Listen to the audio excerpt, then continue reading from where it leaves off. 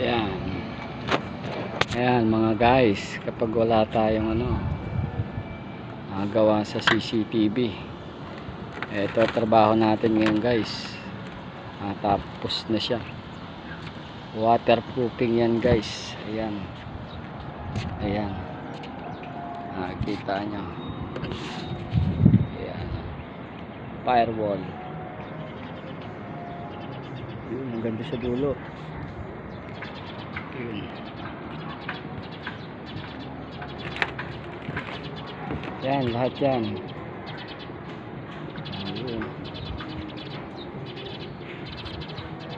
Ba? Ayun, yan, may sumilip doon. Iskalbo. Ayan guys. Ayan. Waterproofing po yan. Kita nyo. Kapag wala po tayong gawa sa CCTV mga kamaster, ito naman ang ating trabaho. Siyempre hindi lang kailangan isa ang ating kakayanan, kailangan 2 o 3 higit pa. Kasi kapag isa lang, hanggang doon ka lang. So kapag 2, 3, hindi ka mababakante, may isa ka pa, meron ka pang pangalawa. Kaya kailangan marami kang alam na trabaho, hindi lang isa. Diba?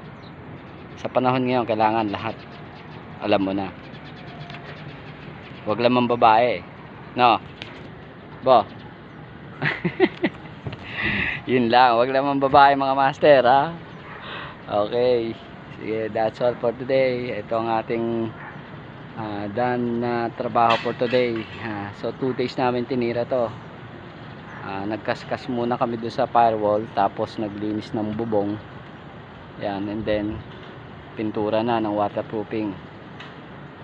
So mga guys, yung mga gusto magpa-waterproof ng bubong dyan, o magpalinis, magpapalit, just PM us, PM me, and PM